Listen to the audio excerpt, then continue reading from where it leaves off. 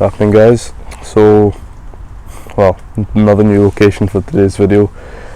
Basically, I want to talk about how you kind of unlock true confidence, and I don't know, I've not really seen it spoken about on YouTube before, but I think it would have been Tuesday, so it's Friday now.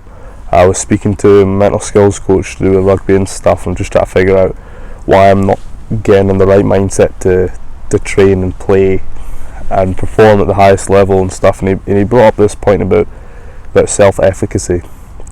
And before I go on to explain why that makes you confident and what that actually means, I'm going to tell you the kind of story about probably the last 3 months or so. So about 3 months ago, I was living at home and things were good, to be honest. I was doing all my habits every single day. I was journaling. Well, most days I was journaling, but that wasn't probably like my main habit that would lead to why I felt so confident and just felt unreal, really. But so every morning I was meditating, I was eating clean every day, I was going to do my training, I was playing, I was fit, I was moving towards all my goals. And you would have seen back then as well, I was doing the videos. It would have been two times a week, so it would have been the Tuesday, Fridays every single week, same time every week, never missed one.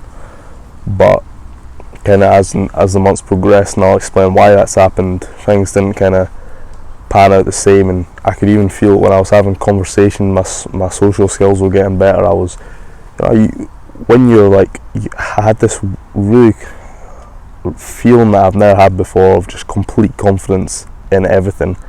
Like, I wasn't afraid to go and approach women in the streets or anything, or I wasn't afraid to go and ask questions about certain things. I was very able to be forward and outgoing. I was walking like chest out, head up, just completely confident. It was very hard to imagine being kind of fearful of anything or having nerves towards anything. And that was a great experience to have. But the realisation that I had afterwards was when I moved out, and then all the stuff of having to do everything for myself, living in not that great of a flat at the time. I'm living in a better place at the moment, but I'm slowly sort of having to build things back up. But just the behaviours, I've started going out drinking more than I would have been,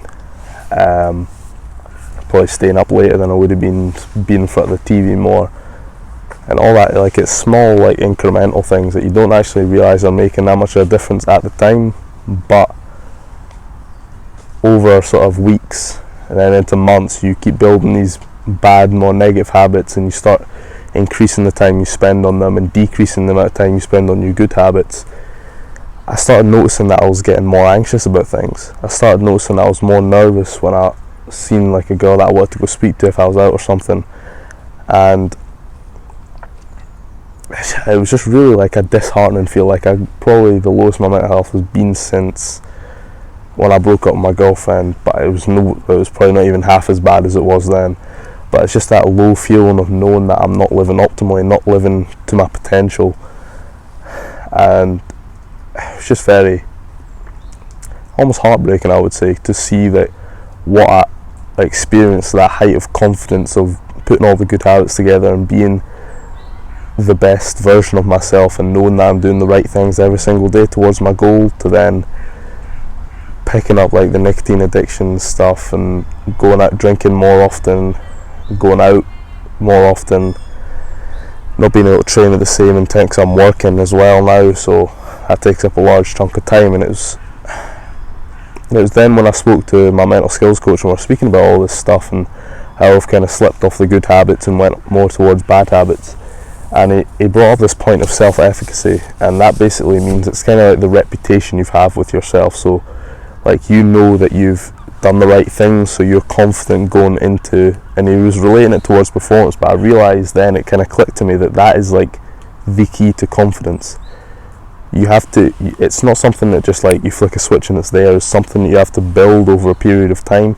You have to continually, for me it's meditate, I need to continually reflect on my goals. I need to be continually working towards my goals. So with the rugby and the YouTube, getting out consistently and not making excuses when I'm tired to not do work. Like this afternoon, I was bored out of my mind all day. I've not really done much. I kind of started my return to play because I'm concussed at the moment.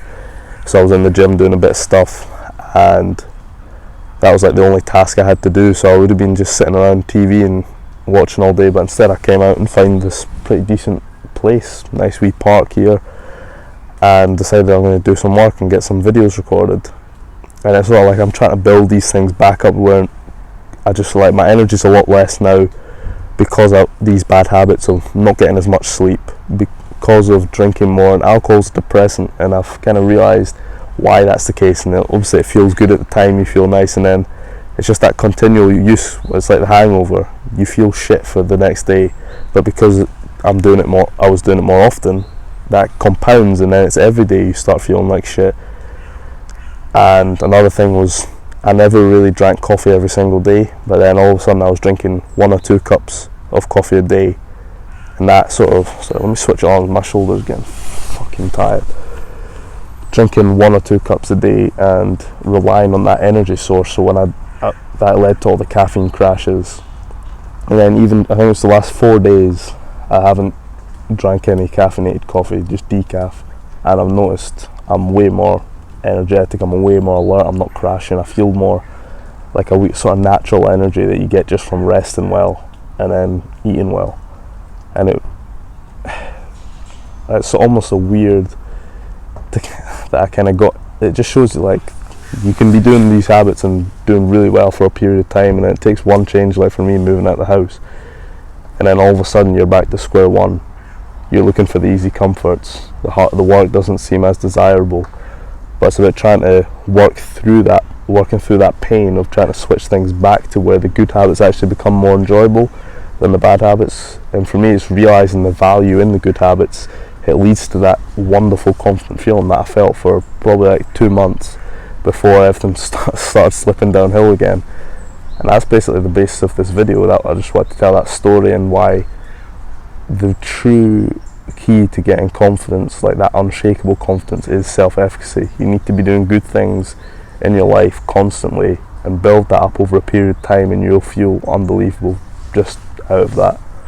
That's basically the whole video, so I'll see you in the next one. Cheers.